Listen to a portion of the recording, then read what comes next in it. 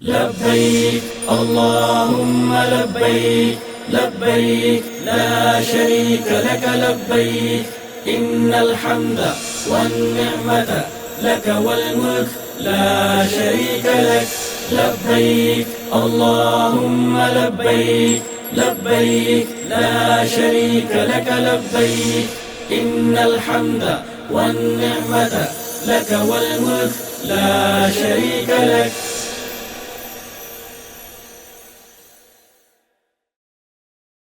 السلام علیکم ورحمۃ اللہ وبرکاتہ. میں ہوں آپ کا میزبان ڈاکٹر صلاح الدین. آج ہم بات کرنے جا رہے ہیں نبی کریم صلی اللہ علیہ وسلم نے انسانیت کے حقوق کیا ڈیفائن کیے.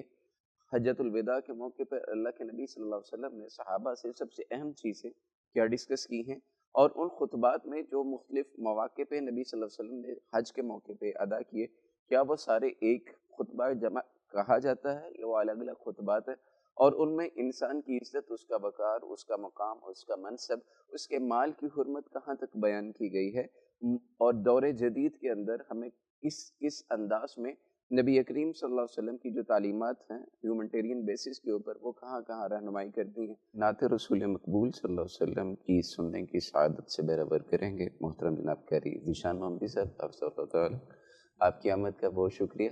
کیا پیش کرنے جا رہے ہیں آج؟ میں حج پہ جاؤں ہے میری خواہش، اے مولا تو ہی تمام کر دے. میں حج پہ جاؤں ہے، میں حج پہ جاؤں ہے میری خواہش، اے مولا تو ہی تمام کر دے. تیرے حرم کے جلوے پاؤں، تیرے حرم کے میں جلوے دیکھو، یہ فضل مجھ پہ تو عام کر دے. میں حج پہ جاؤں اے میری خواہش، اے مولا تو ہی تمام کر دے. طواف کرنے کو جا رہے ہیں، طواف کرنے کو جا رہے ہیں جو لوگ ہیں نصیب والے. طواف کرنے کو جا رہے ہیں جو لوگ ہیں نصیب والے. شمار میرا بھی ان میں کر دے، شمار میرا بھی ان میں کر دے. تو اپنے در کا غلام کر دے. میں حج پہ جاؤں اے میری خواہش، اے مولا تو ہی تمام کر دے. اور کعبۃ اللہ صفا و مروہ، کعبۃ اللہ صفا و مروہ، کعبۃ اللہ صفا و مروہ. مینا کی رونق میں دیکھ پاؤں، کعبۃ اللہ صفا و مروہ. مینا کی رونق میں دیکھ پاؤں.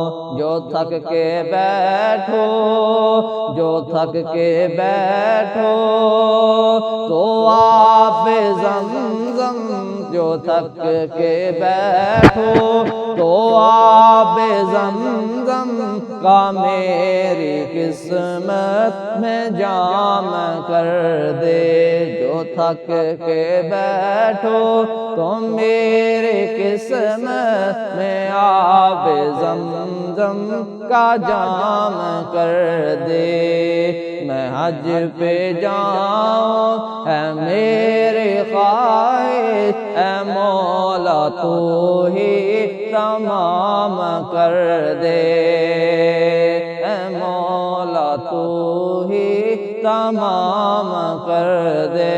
تیرے حرم کے میں جلوے دیکھوں، تیرے حرم کے میں جلوے دیکھوں، یہ فضل مجھ پہ تو عام کر دے، یہ فضل مجھ پہ تو عام کر دے۔ استاد مکرم، یہ جاننا ہے کہ خطبہ حجۃ الوداع نبی کریم صلی اللہ علیہ وسلم نے جو ارشاد فرمایا، یہ چارٹر آف ہیومینٹی کہا جاتا ہے، حقوق انسانیت کا عالمی پرچار ہے، اور کہنے والے کہتے ہیں کہ اقوام متحدہ نے بھی جو انسانوں کے حقوق لیے ہیں وہ اسی خطبہ سے لیے۔ تو کیا پہلی بات تو یہ ہے کہ کیا یہ ایک خطبہ ہے یا مختلف خطبات ہیں جن کا مجموعہ حجۃ الوداع کے موقع پہ ہم یہ کہتے ہیں کہ خطبہ حجۃ الوداع؟ اصل میں امام کائنات جناب محمد رسول اللہ صلی اللہ علیہ وسلم نے خطبہ حجۃ الوداع میں انسانی حقوق کو صرف جان تک محدود نہیں رکھا، بلکہ مال اور عزت کی حرمت کو نہایت ہی مؤثر انداز میں بیان فرمایا، اور امام کائنات جناب محمد رسول اللہ صلی اللہ علیہ وسلم نے اس موقع پہ اہل عرب کے ہاں جو سب سے مقدس مقام تھے اور جو سب سے مقدس اوقات تھے انہی کے متعلق پوچھا۔ آپ نے فرمایا یہ دن کون سا ہے، یہ مہینہ کون سا ہے، یہ شہر کون سا ہے، یہ جگہ کون سی؟ تو جب جواب ملا کہ یہ جو یوم النحر ہے، یہ ذو الحجہ کا مہینہ ہے، یہ مکہ المکرمہ ہے، تو نبی رحمت علیہ الصلوۃ والسلام نے پھر یہ جو ساری انسانیت کے لیے جو اصول ٹھہرے کلمات، وہ آقا علیہ الصلوۃ والسلام نے ارشاد فرمائے کہ فَإِنَّ دِمَاءَكُمْ وَأَمْوَالَكُمْ وَأَعْرَاضَكُمْ حَرَامٌ عَلَيْكُمْ كَحُرْمَةِ يَوْمِكُمْ هَذَا فِي شَهْرِكُمْ هَذَا فِي بَلَدِكُمْ هَذَا۔ تو یہ کلمات یہ صرف کلمات نہیں تھے، بلکہ یہ ایک اصول ٹھہرے کہ جس میں نبی کریم علیہ الصلوۃ والسلام نے تمام انسانیت کی جانوں کا تحفظ بھی پیش فرمایا، عزتوں کا تحفظ بھی پیش فرمایا، اور مالوں کا تحفظ بھی پیش فرمایا۔ اور پھر آپ نے پوچھا کہ میں نے کیا حقیقت پہنچا دی؟ تو صحابہ کرام رضوان اللہ علیہم اجمعین فرمانے لگے کہ آپ نے یقیناً حق کو پہنچا دیا ہے۔ تو آپ نے فرمایا اللہم اشہد، اے اللہ اس بات پہ اب گواہ رہنا۔ بالکل صحیح ہے، بہت شکریہ آپ کا۔ اور میں یہ جاننا چاہتا ہوں کہ اسلام میں انسانی جان کی جو قدر و قیمت ہے، اس کی حرمت ہے، وہ اتنی بلند تر کیوں ہے؟ جیسے قرآن کریم میں بھی ہمیں یہ ہدایات ملتی ہیں، اور اس سے پہلے ہم دیکھتے ہیں کہ قتل و غارت کا بازار گرم تھا، اور آج کے دور میں بھی یہی ہے کہ مارنے والا پتہ ہی نہیں لگ رہا کون کس کو مار کے چلا جاتا ہے اور کیا صورتحال ہے۔ تو یہ حرمت انسانی جان کی کہاں تک ہے اور اتنی اہم کیوں ہے؟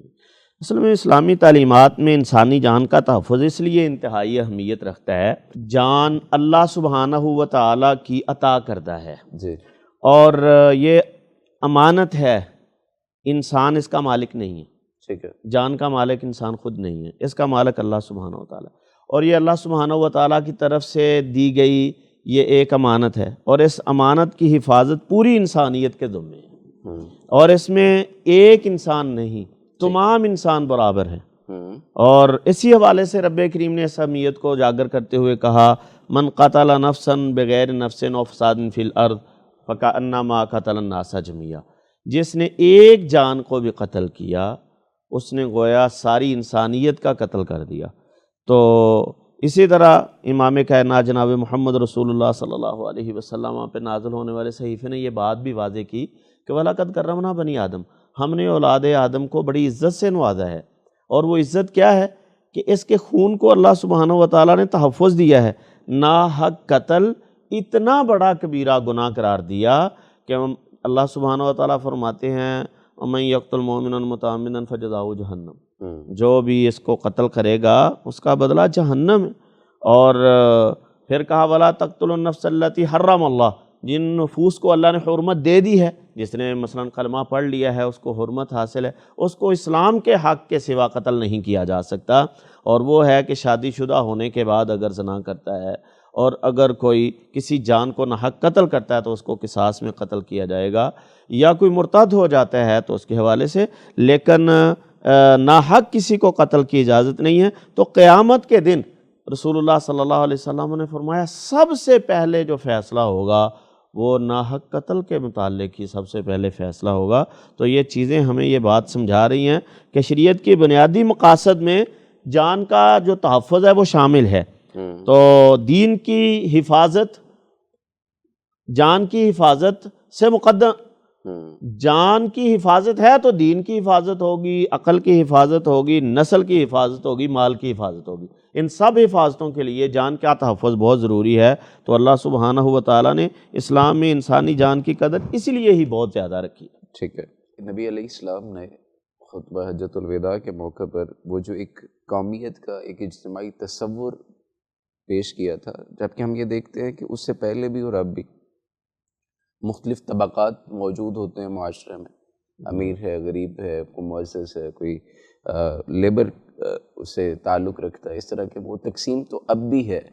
اور حدیث مبارکہ میں بھی کہیں نہ کہیں یہ بتایا ہے کہ لوگوں کو رسول اللہ صلی اللہ علیہ وسلم ان کے رتبوں کے مطابق ٹریٹ کرنا ہے، اور پھر ایک طرف یہ کہا جا رہا ہے کہ تم میں سے کوئی معزز نہیں ہے الا بالتقویٰ۔ تو یہ تھوڑا سا اس میں تطبیق کیا ہے یہ کچھ سمجھائیں تھوڑا۔ نبی کریم صلی اللہ علیہ وسلم نے اصول کو پیش فرمایا کہ رنگ، نسل، قوم، زبان اور قبیلے کی بنیاد پر کبھی قومیں نہیں بنتی۔ اللہ سبحانہ و تعالیٰ کے ہاں یہ بات اصول سے تعلق ہی نہیں رکھتی۔ امام کائنات نے فرمایا یا ایھا الناس، اے لوگو، ان ربکم واحد، تمہارا رب بھی ایک ہے، و اباکم واحد، تمہارا باپ بھی ایک ہے، الا لا فضل، خبردار کوئی فضیلت نہیں ہے لعربی علی عجمی، کسی عربی کو عجمی پر، اور نہ کسی عجمی کو کسی عربی پر، اور نہ ہی کسی سرخ کو سیاہ پر، نہ کسی سیاہ کو سفید پر، الا بالتقویٰ، مگر یہ فضیلتیں اگر حاصل ہیں تو وہ تقویٰ کی بنا پر حاصل ہیں۔ بالکل صحیح، تقویٰ سب سے بڑی چیز ہے۔ اور اللہ سبحانہ و تعالیٰ نے بھی یہ بات ارشاد فرمائی یا ایھا الناس انا خلقناکم من ذکر و انثی وجعلناکم شعوبا وقبائل لتعارفوا ان اکرمکم عند اللہ اتقاکم۔ اللہ کے ہاں جو فضیلت والی بات ہے وہ تقویٰ ہے۔ تو نبی صلی اللہ علیہ وسلم نے عملی طور پر بھی اس تعلیم کو نافذ فرمایا کہ امام کائنات نے اپنے ایک حبشی کالے رنگ کے صحابی کو مؤذن مقرر فرما کر اس کو عزت دی، اور سلمان فارسی کو آپ نے فرمایا یہ ہمارے گھر کا ایک فرد ہے۔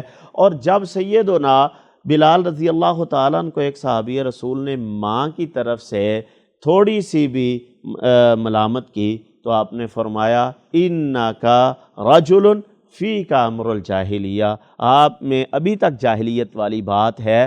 تو اس کو آقا علیہ الصلوۃ والسلام نے فوری ختم فرمانے کے لیے یہ کلمات ارشاد فرمائے۔ تو یہ اصول کی بات ہے کہ تقویٰ کے اوپر قومیں بلندی کی طرف جاتی ہیں، اور نبی صلی اللہ علیہ وسلم نے اعلان فرمایا کہ تمام انسان ایک ہی رب اور ایک ہی باپ کی اولاد ہیں، اس لیے رنگ، نسل، زبان یا قوم کسی کو کسی پر برتری نہیں دلوا سکتی۔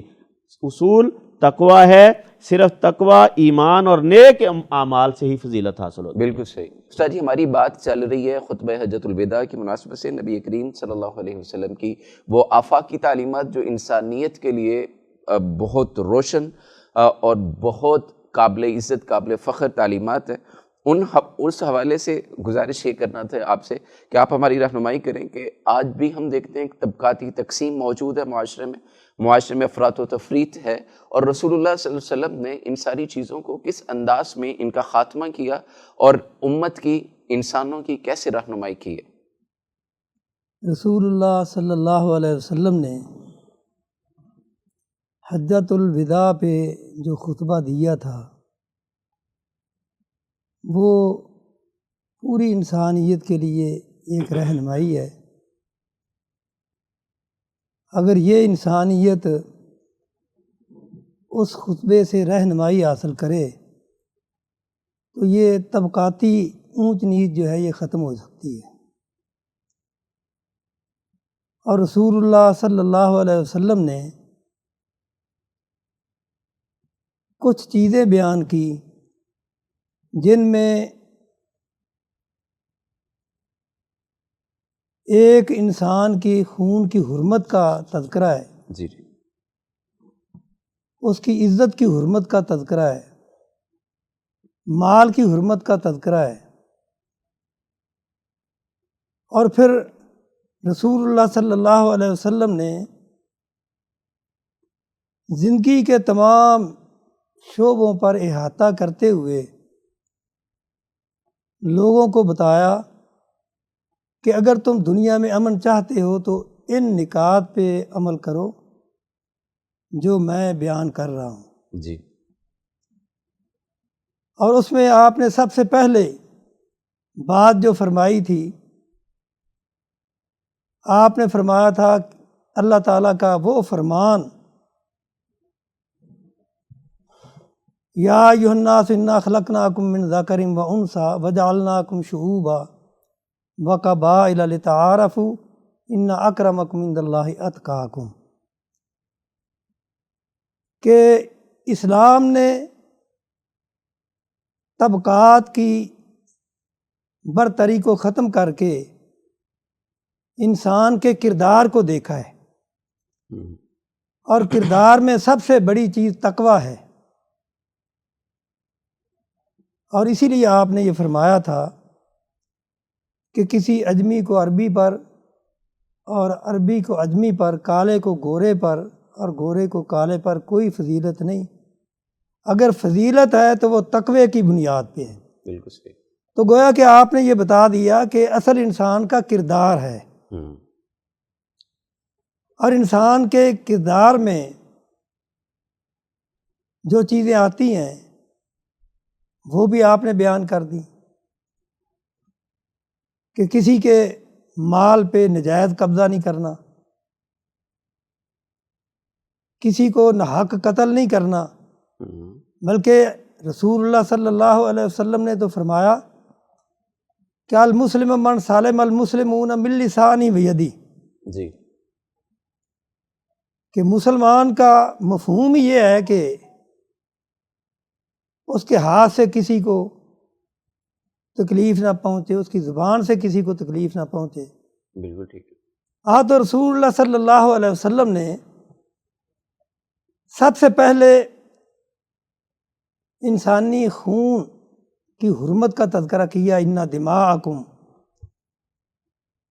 اور آپ نے یہ فرمایا کہ ایک مسلمان کے خون کی حرمت وہ اللہ کے نزدیک اتنی ہے کہ دنیا تباہ اللہ تعالیٰ ایک خون کی حرمت کی وجہ سے کر سکتے ہیں، یعنی قصاص میں سارے اگر سارے لوگ شریک ہو جائیں تو ان سب کو قتل کیا جا سکتا ہے قصاص میں۔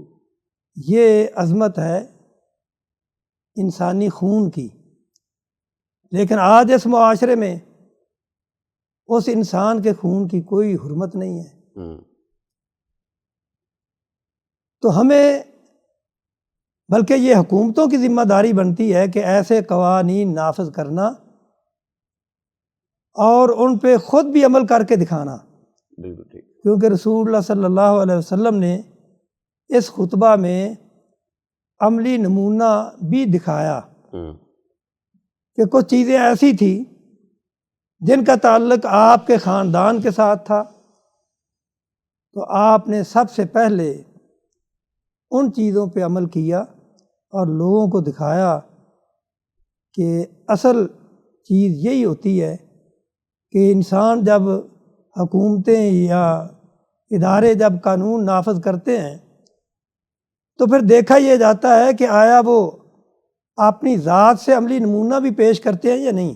بالکل ٹھیک۔ رسول اللہ صلی اللہ علیہ وسلم نے اپنی ذات سے عملی نمونہ پیش کر کے یہ بتا دیا کہ ان قوانین پہ عمل کرنا ہے تو سب سے پہلے کسی کو استثناء نہیں، بڑے سے بڑا انسان جب محمد رسول اللہ صلی اللہ علیہ وسلم کو کوئی استثناء نہیں جی تو کوئی کسی عہدے پہ بھی ہو اس کو کوئی استثناء نہیں، قانون کی نظر میں سب برابر ہے۔ بالکل صحیح، بہت شکریہ آپ کا مفتی صاحب۔ بات ہماری چل رہی ہے خطبہ حجۃ الوداع کے تناظر میں، اور آپ نے بھی ماشاءاللہ بہت مدلل انداز میں بات کی ہے کہ رسول اللہ صلی اللہ علیہ وسلم نے جو طبقاتی تقسیم تھی، اور شیخ صاحب نے بھی یہی فرمایا کہ جو طبقاتی تقسیم تھی اس کا خاتمہ فرمایا، اور اس کی ابتدا اپنے آپ سے کی ہے۔ ہم دیکھتے ہیں کہ قرآن کریم بھی ہمیں یہ بات کہتا ہے کہ مومن مومن کا بھائی ہے، مسلمان مسلمان کا بھائی ہے، لیکن ہمارے یہاں پہ تو بھائیوں والا، سگے بھائیوں کے اندر وہ بھائیوں والا وہ پیار محبت وہ تصور آج کل کم ہوتا، مفقود ہوتا نظر آ رہا ہے۔ تو اس کے پیچھے وجوہات کیا ہیں، اور کون سی ایسی چیزیں ہیں جن کو ہم اگر اپناتے ہیں تو پھر رسول اللہ صلی اللہ علیہ وسلم کی جو تعلیمات ہیں وہ ہمارے لیے مشعل راہ بھی بنیں گی؟ تو وہی بات جو امام کائنات نے اپنے خطبہ میں ارشاد فرمائی، اگر آج تقوی کو معیار میں فضیلت، تھوڑا ایک اجازت دیں، ایک جملہ کہنے کی، میں تھوڑا سا یہ کہوں کہ ہمیں بھائی کے ساتھ بھائی بن کے کیسے رہنا ہے وہ بتائیں۔ وہی میں کہہ رہا ہوں کہ بھائی کے ساتھ بھائی بن کر اسلام میں اگر تقوی کو معیار فضیلت سمجھا جائے تو پھر ایک عادلانہ متوازن معاشرہ وجود پکڑ سکتا ہے، ٹھیک، جس میں نسلی اور طبقاتی کوئی امتیاز نہیں، ٹھیک، جس میں اس چیز کا بھی کوئی لحاظ نہیں کہ کون بڑا ہے مال میں، کون چھوٹا ہے رتبے میں۔ علم، عمل اور تقوی کے بیس پہ لوگوں کے اندر امتیاز پیدا ہو اور عدل و انصاف مضبوط ہو۔ متقی شخص جانتا ہے کہ اس کے اللہ کے سامنے اس کی جواب دہی ہے، تو وہ کبھی اپنے ہاتھ سے بھی اپنے بھائی پہ ظلم نہیں کرے گا، وہ کبھی بھی اپنے لین دین میں بھی اس سے دھوکہ نہیں کرے گا، تجارت میں بھی اس کے ساتھ فراڈ نہیں کرے گا۔ تو اللہ سبحانہ و تعالیٰ نے اسی لیے فرمایا ان اکرمکم عند اللہ اتقاکم۔ تو حقوق العباد کی حفاظت بھی تقویٰ سے ہوتی ہے۔ جب حقوق العباد کا تحفظ ہوتا ہے تو تب ہی معاشرہ عدل کے اوپر کھڑا ہوتا ہے، اور تب ہی آپس میں محبت، اتفاق اور اتحاد جو ہے نا وہ پرواز چڑھتا ہے۔ اور اعتماد، اصل میں جو معاشرے کی مین کڑی ہے وہ ڈاکٹر صاحب ہے اعتماد، اور اعتماد بحال ہوتا ہے جب امانت داری ہو اور ایک دوسرے کے حقوق کا تحفظ ہو اور کسی کے ساتھ ظلم والا رویہ نہ اختیار کیا جائے۔ تو باہمی اعتماد یہ امن پیدا کرتا ہے اور معاشرہ اس کے ساتھ عدل کے اوپر کھڑا ہوتا ہے۔ بالکل صحیح، بہت شکریہ۔ شیخ صاحب آپ کی خدمت میں آنا چاہوں گا اسی سوال کو لے کے کہ تقوی کی بات کی ہے، متقی کی بات کی ہے، اور متقیوں کے ساتھ وعدے بھی ہیں، تو یہ تقوی ہے کیا، اور پھر یہ تقوی ہی فضیلت کیوں بنایا گیا؟ باقی کوئی چیز جیسے خاندان ہے، رسول اللہ کا خاندان سب سے زیادہ معظم ہے، مکرم ہے، اس کو معیار بنایا گیا ہے، تقوی معیار ہے، یہ کامیابی کہاں کیسے ملے گی؟ تقوی ہے کیا، تھوڑا یہ بھی سمجھا دیجیے۔ رسول اللہ صلی اللہ علیہ وسلم نے جب صحابہ کو تقوی اختیار کرنے کا حکم دیتے، جب بھی، کیونکہ آپ کا عموماً کوئی صحابی آپ سے یہ چاہتا کہ آپ ہمیں نصیحت کریں جی، تو آپ اسے تقوی کی ہی نصیحت کرتے تھے۔ ٹھیک، تو تقوی کا مفہوم یہ ہے کہ انسان ہر قسم کی برائی سے بچے، صحیح، یا دوسرا معنی آپ یہ سمجھ سکتے ہیں کہ جیسا کہ رسول اللہ صلی اللہ علیہ وسلم نے احسان کی تفسیر کرتے ہوئے کہ اللہ تعالیٰ کی اس طرح عبادت کرو کہ گویا کہ تم اللہ کو دیکھ رہے ہو۔ اگر یہ تصور نہیں ہے تو کم از کم یہ تصور تو ہونا چاہیے کہ اللہ ہمیں دیکھ رہا ہے۔ بالکل صحیح۔ تو جب یہ تصور ہو جاتا ہے تو پھر انسان جو ہے وہ ایک اپنے حقیقی بھائی کو تو کیا، جو دوسرے بھائی ہوتے ہیں، دوسرے مسلمان ہوتے ہیں، ان کو بھی اپنا بھائی سمجھتا ہے۔ اس لیے رسول اللہ صلی اللہ علیہ وسلم نے فرمایا کہ جو تم اپنے لیے پسند کرتے ہو وہی چیز اپنے بھائی کے لیے بھی پسند کرو۔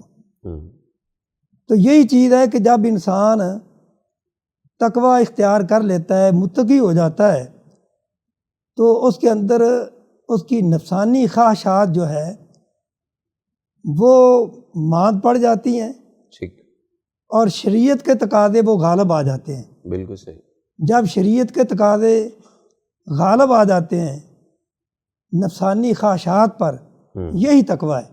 بالکل درست، تو اگر یہ چیزیں انسان میں پیدا ہو جائیں تو آج وہ لوگ جو ایک دوسرے کے گلے کاٹ رہے ہیں یا مال دبا رہے ہیں، جی، تو پھر وہ ایسی جو ہے صورتحال پیش نہ آئے، بلکہ ہر ایک اپنے بھائی کے جان کا بھی محافظ ہو، اس کی عزت کا بھی محافظ ہو، اور اس کے مال کا بھی محافظ ہو۔ بالکل درست، بہت شکریہ آپ کا۔ مفتی صاحب، آپ نے اپنی گفتگو میں تذکرہ کیا امانت کا لحاظ رکھتا ہو، اس طرح کی چیزیں ہوں، تو یہ کہاں تک اسلام نے اس حوالے سے ترغیب کیا دی ہے؟ یہ امانت کا پاس رکھنا حقوق ہیں کیا؟ تھوڑا سا اس کو کھولیں، وضاحت کریں گے۔ جی جی جی جی، آج کے موضوع کا جو اہم حصہ ہے وہ یہی ہے۔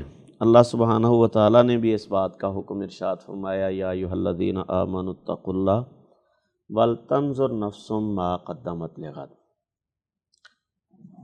اے ایمان والو، اللہ سے ڈرو اور ہر نفس اس بات پہ غور کرے کہ وہ کل کے لیے کیا بھیج رہا ہے۔ ٹھیک، آج نظر اس بات پہ ہے کہ وہ کیا کر رہا ہے۔ آج یہ ہے کہ مسلم جو ہیں وہ اپنے نبی کے جو پیش کردہ اصول ہیں ان کو چھوڑ رہے ہیں، یعنی ظلم، ناانصافی، رشوت ستانی، ناحق خون ریزی، غیبت، بہتان، وراثت، دیگر حقوق میں حق تلفی، فرقہ واریت اور باہمی نفرت، یہ ہے کمزوریاں ہیں۔ لیکن بے شمار مسلم ایسے بھی ہیں جو امانت داری سے کام کر رہے ہیں، جو امانتیں دی گئی ہیں ان کو صحیح سے ادا کر رہے ہیں، محتاجوں کی مدد کر رہے ہیں، والدین رشتہ داروں کے حقوق کا خیال کر رہے ہیں، جان و مال اور عزت کا تحفظ بھی کر رہے ہیں۔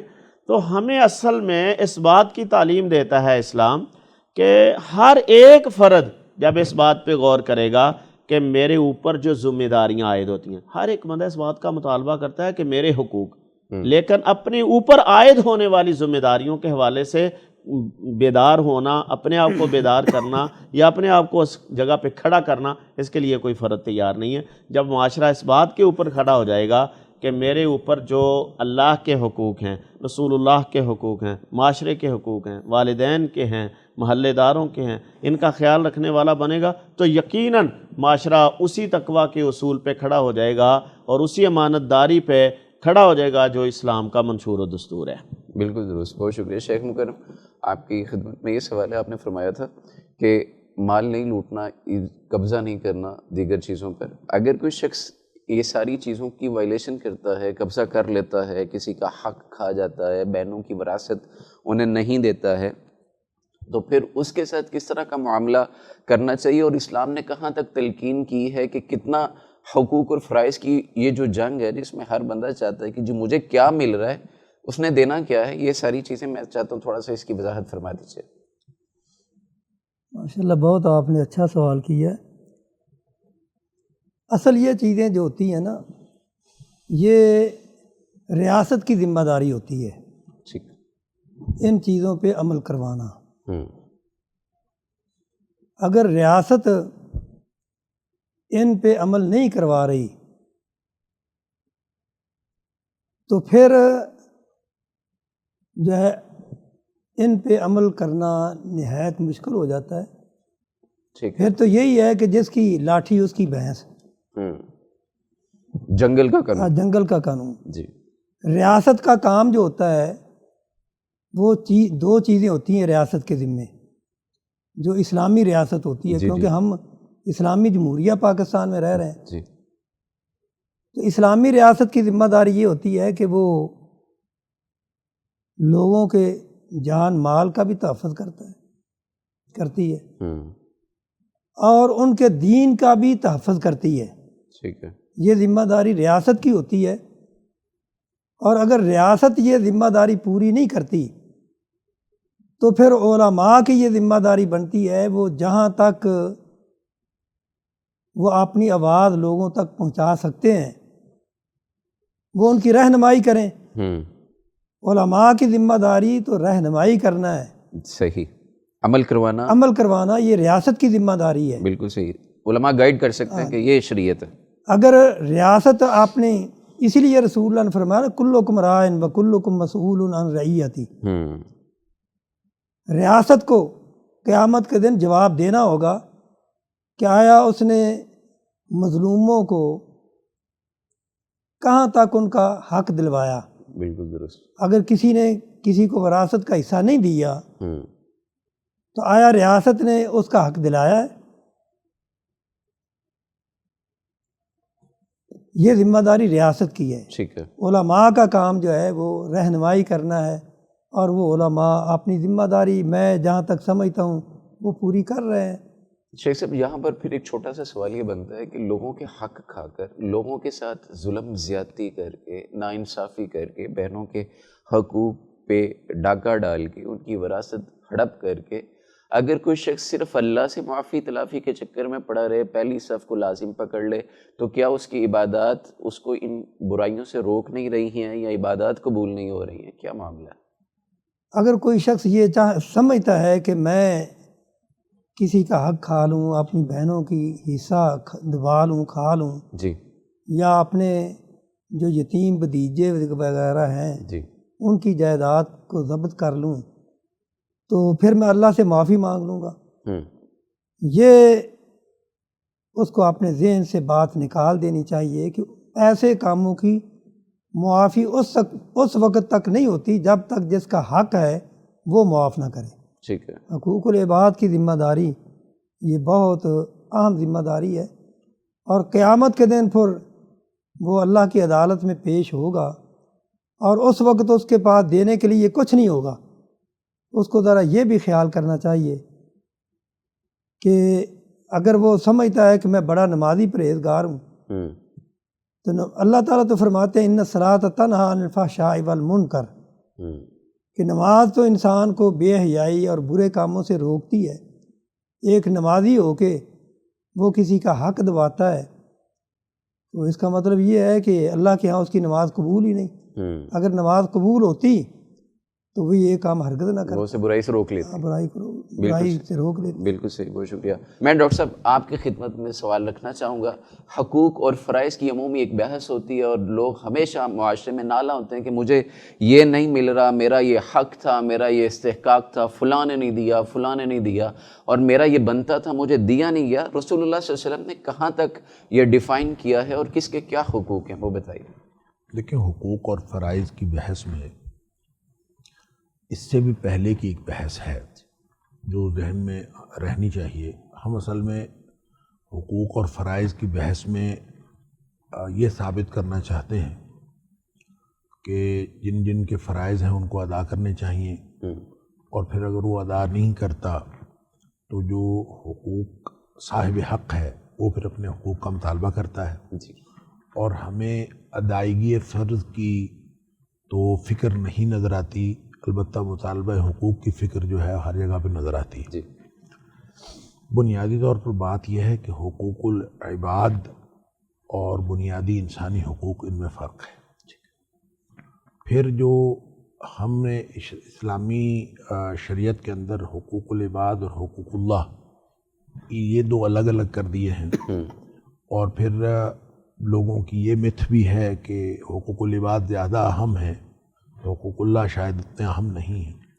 یہ وہ چیزیں ہیں جنہوں نے ہمارے پورے سسٹم کو ڈسٹرب کیا۔ اس لیے میں ایک دو باتیں ضرور عرض کرنا چاہتا ہوں، اس لیے اس کے بعد آپ خطبہ حجۃ الوداع کو دیکھیں گے تو آپ کو چیزیں اور طرح سے نظر آئیں گی۔ سب سے پہلی بات یہ ہے، حقوق جو مغرب جس بات کا دعویٰ کرتا ہے وہ بنیادی انسانی حقوق۔ بہت سارے جذباتی مسلمان کہنے کو بڑے آرام سے کہہ دیتے ہیں کہ یہ تو وہ حقوق ہیں کہ جس کا اسلام نے تو پہلے سے ہی اعلان کر رکھا ہے، اور میگنا کارٹا تو 1215 میں آیا ہے، اور پھر جو لیگ آف نیشنز تو بعد میں بنی ہے، اور اقوام متحدہ بعد میں بنی ہے، اور یہ سارے جو چارٹر ہے اقوام متحدہ کا حقوق انسانی کا چارٹر، یہ بات کی باتیں ہیں۔ نبی کریم صلی اللہ علیہ وسلم نے پہلے سے حقوق بتا دیے۔ یہ بات درست ہوتی اگر حقوق العباد اور بنیادی انسانی حقوق میں فرق نہ ہوتا۔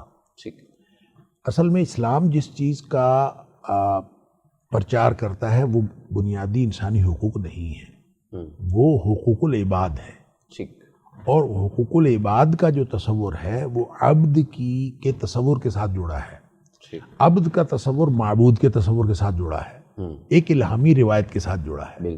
لہذا حق ہوتا ہی وہ ہے جو معبود اپنے عبد کے لیے مقرر کرتا ہے، اور وہ کس بنیاد پر مقرر کرتا ہے؟ وہ عدل کی بنیاد پر مقرر کرتا ہے، اور یہ معبود کے حقوق جو عباد کے لیے مقرر کیے ہوئے ہوتے ہیں ان کو حقوق العباد کہا جاتا ہے۔ اب بنیادی انسانی حقوق کا ایشو یہ ہے کہ مین کائنڈ کو، جو بائبل میں مین کائنڈ تھا اس کو چینج کر کے بھی ہیومن کائنڈ کر دیا گیا ہے، اس لیے کہ مین کائنڈ کا تصور جو ہے ایک الہامی روایت کے ساتھ جڑا تھا۔ یعنی مین کائنڈ اور ہیومن کائنڈ دونوں میں فرق کر دیا گیا ہے، اس لیے کر دیا گیا ہے۔ وہ کہتے تھے مین جو ہے وہ جینڈر اسپیسیفک ہے، حالانکہ مین کائنڈ آدمیت کے لیے ہے، اس میں سارے انسان شامل ہیں، مرد بھی عورتیں بھی۔ انہوں نے کہا، بہانہ تو یہ بنایا کہ مین کائنڈ جو ہے یہ صرف مردوں کے لیے ہے، جب ہم مین کائنڈ کہتے ہیں تو ویمن کائنڈ الگ ہے، مین کائنڈ الگ ہے، حالانکہ مین کائنڈ کے اندر وہ شامل ہے۔ تو انہوں نے مین کی جگہ پہ لفظ لگا دیا ہیومن کا۔ ہیومن کو اگر آپ جو مغرب کی فلسفی ہے اس کی بیس پہ دیکھیں، ہیومن کیا ہے؟ ہیومن کا تصور ہی ڈیولپ ہوا ہے، ایک ایسی اینٹیٹی ہے، ایک ایسا وجود ہے جس وجود کے اوپر کسی قسم کا کوئی دباؤ نہ ہو، کوئی اس کے اوپر نہ ہو، جو خود سوچ سکتا ہے، اور جو خود سوچ سکتا ہے وہ اس پر عمل بھی کر سکتا ہے، لہذا وہ اپنے اچھے برے کا خود جو ہے وہ جج کر سکتا ہے، اور وہ جس کے پاس یہ حق ہے، اور پھر وہ آزاد بھی ہے، وہ ترقی بھی کر سکتا ہے، وہ رواداری بھی اس کا حق ہے، مساوات بھی اس کا حق ہے۔ اچھا، یہ وہ ساری چیزیں ہیں کہ جو ہیومن کے ساتھ منسلک ہوتی ہیں، اس سے بیسک ہیومن رائٹس بنتے ہیں۔ تو آزادی، مساوات، ترقی، رواداری، یہ بیسک ہیومن رائٹس، کیونکہ ہر انسان آزاد ہے، لہذا وہ انسان چاہے اولاد ہو، چاہے وہ انسان والدین ہو، چاہے وہ انسان بھائی ہو، چاہے وہ انسان بہن ہو، سب جو ہے وہ اپنے بنیادی انسانی حقوق میں برابر ہیں۔ اور جو بنیادی انسانی حقوق کی اصل مسئلہ بنتا ہے کہ اس کی جو بنیاد اور جو بنیادی اصول ہے وہ مساوات کا اصول ہے۔ جو اسلام کے حقوق العباد ہیں اس کا اصول ہے عدل، وہ عدل کی بنیاد پر ہے کہ جس کا جتنا حق بنتا ہے اس کو دے دے۔ ہو سکتا ہے کسی ایک معاملے میں کسی کا حق 100% بن رہا ہو، دوسرے کا 0% بن رہا ہو سکتا ہے آدھا آدھا بن رہا ہو سکتا ہے 60-40 بن رہا ہو۔ تو حق و حقوق عدل کی بنیاد پر طے ہوتے ہیں، جو خالق نے اپنے عبد کے لیے، اپنے عباد کے لیے مقرر کیے ہیں۔ اپنے نبی پاک صلی اللہ علیہ وسلم کے ذریعے اسلام نے حقوق العباد کا تصور دیا ہے، جن کی بنیاد عدل ہے۔ بنیادی انسانی حقوق کی بنیاد جو ہے وہ مساوات ہے۔ مساوات میں اب دیکھیں، آپ اگر مساوات کرنا شروع کر دیں، یہ غیر فطری مساوات کا تصور ہے، اور آپ اس کو دیکھتے جائیں، والدین اولاد برابر ہو سکتے ہیں، بڑا اور چھوٹا برابر ہو سکتے ہیں، صحابی اور تابعی برابر ہو سکتے ہیں، صحابی اور نبی برابر ہو سکتے ہیں، نبی اور اللہ برابر ہو سکتے ہیں۔ جب برابر ہو ہی نہیں سکتے تو یہ حقوق بھی برابر نہیں ہو سکتے۔ یہ جو ہم نے بنیادی انسانی حقوق کی بات کی ہوئی ہے، یہ بات حقوق العباد سے سراسر مختلف ہے۔ ایک تو عملی طور پر مختلف ہے، ایک اصول کے اعتبار سے مختلف۔ پھر جب ہم حقوق اللہ کی بات کرتے ہیں اور حقوق العباد کی بات کرتے ہیں، پہلی تو بات یہ ذہن میں رہے، پھر جب ہم حقوق اللہ اور حقوق العباد میں آتے ہیں تو پھر اصول یہ ہے کہ بندے کا حق کس نے مقرر کیا ہے؟ اللہ نے۔ تو حقوق العباد بھی اسی ہستی کے مقرر کیے ہوئے ہیں جس کے حقوق اللہ مقرر کیے ہوئے ہیں۔ اور مقصد کیا ہے؟ مقصدیت کے اعتبار سے بھی حقوق العباد اور حقوق اللہ میں کوئی فرق نہیں ہے، کہ حقوق اللہ کا مقصد بھی اللہ کو راضی کرنا ہے، اور حقوق العباد کا مطلب اللہ کو راضی کرنا ہے۔ آپ اپنی ماں کو راضی کرنے کی ساری عمر کوشش کرتے رہیں، ماں راضی نہ ہو، اور مقصد اگر اللہ کو راضی کرنا ہے تو اللہ راضی ہو جاتا ہے۔ اب دیکھیں، رشتہ داروں کے ساتھ اس نے سلوک کرنا ہے تو رشتہ داروں کو راضی کرنا مقصود نہیں ہے، مقصود اللہ کو راضی کرنا ہے۔ لہذا اس اعتبار سے جب ماں باپ کی ذمہ داری ادا کرتے ہوئے، بہن بھائیوں کے حقوق ادا کرتے ہوئے، اور ساری مخلوق کے حقوق، حقوق العباد جن کو ہم کہتے ہیں، ان کو ادا کرتے ہوئے جو پیش نظر اللہ کی رضا ہے تو مقصدیت کے اعتبار سے تو حقوق اللہ اور حقوق العباد میں کوئی فرق نہ ہوا. اب اس اعتبار سے ہم پابند ہیں ان حقوق العباد کے اور ان احکام شریعت کے، جو چاہے حقوق ہوں چاہے وہ فرائض ہوں. تو جب ہم ان معنوں میں دیکھتے ہیں تو حقوق اور فرائض میں کوئی فرق باقی نہیں بچتا. ہم تو اصل میں پابند ہیں شریعت کے اور احکام شریعت کے. وہ جیسے کسی نے کہا تھا نا کہ اقبال کا شاید شعر ہے کہ تقدیر کے پابند جمادات و نباتات، تقدیر کے پابند نباتات و جمادات، مومن فقط احکام الہی کا ہے پابند. جو کچھ ہو رہا ہے، جو کچھ نہیں ہو رہا، کیا ہو رہا ہے کیا نہیں ہو رہا، کون تقدیر کس کی کدھر جا رہی ہے، مومن کو صرف یہ ہے کہ جیسے اللہ نے حکم دیا ہے اپنے نبی پاک صلی اللہ علیہ وسلم کے ذریعے سے اس طرح کرے. لہٰذا حقوق اور حقوق العباد کا تصور جب واضح ہو جاتا ہے، اب آپ خطبہ حجۃ الوداع پڑھیں گے تو آپ کو ایک ایک حکم کی سمجھ آئے گی کہ نبی کریم صلی اللہ علیہ وسلم نے ہر چیز کو اپنی جگہ پر رکھ کر اور ہر ایک کو، چاہے وہ عورت ہے، چاہے وہ بچے ہیں، چاہے وہ اجنبی ہے، چاہے وہ معاشیات کی بات ہے، چاہے وہ سوشیالوجی کی یعنی سماجی بات ہے، ہر چیز کو نبی کریم صلی اللہ علیہ وسلم نے اپنی جگہ پر رکھ کے ایک گویا خطبہ حجۃ الوداع کی جو حیثیت ہے وہ ایک الوداعی تقریر کی ہے کہ ایک آدمی پورا نظام دے کے، پورا سسٹم دے کے جا رہا ہے اور اس سسٹم کو کنکلیوڈ کر کے ایک آخری تقریر کر رہا ہے. تو نبی پاک صلی اللہ علیہ وسلم کا جو خطبہ حجۃ الوداع ہے وہ حقوق کے میدان میں اور سماجیات کے میدان میں وہ الوداعی تقریر کی حیثیت رکھتا ہے. بالکل صحیح، بہت شکریہ.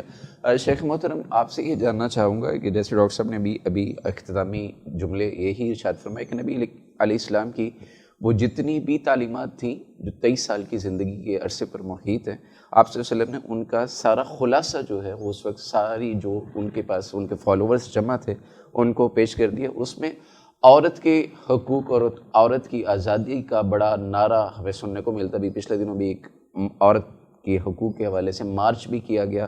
اور یہ چیزیں اسلام نے کیا عورت پر قدغن لگائی ہے، قید لگائی ہے، یا اسے کہاں تک اس کو اس کے سوشیولوجیکل جو حقوق ہیں وہ دیے ہیں، یا اس کے حقوق کا کہاں تک تحفظ کیا ہے؟ میں چاہتا ہوں اس پہ تھوڑی سی آپ بات کیجیے. بسم اللہ الرحمن الرحیم.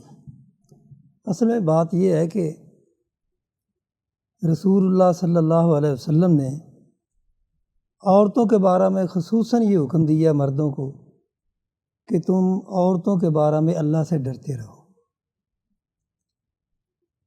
اور پھر آپ نے ان کا خیال رکھنے کی بھی تلقین کی. لیکن جس طرح کے ڈاکٹر صاحب نے فرمایا ہے کہ ہم پابند ہیں اپنے خالق کے، بے شک معبود نے، ہمارے خالق نے جو ہمیں حکم دیا ہے ہم اسی دائرے میں رہ کے اپنی زندگی بسر کریں گے تو یہ ہماری زندگی عادلانہ ہوگی. تو عورت کے حقوق جو اللہ تعالیٰ نے قرآن میں بیان کیے ہیں اس میں یہ ہے کہ الرجال قوامون علی النساء، کہ مرد حاکم ہے، اور حاکم اور محکوم کا جو ایک تصور ہے جی وہ ہمارے ذہنوں میں رہنا چاہیے، کیونکہ رائی کی ذمہ داری ہوتی ہے کہ اپنی رعایا کی ہر اچھی چیز کا خیال رکھے، ہر اچھی ضرورت کا خیال رکھے. اس لیے مردوں کو پابند کیا گیا ہے کہ وہ جو خود چیزیں استعمال کرتے ہیں اسی طرح کی اپنی عورتوں کو بھی، بیویوں کو بھی دیں، اسی معیار پر. اسی معیار کی. کھانے کا ذکر ہے، لباس کا ذکر ہے، بود و باش کا ذکر ہے، رہائش کا ذکر ہے، جی یہ ساری چیزیں.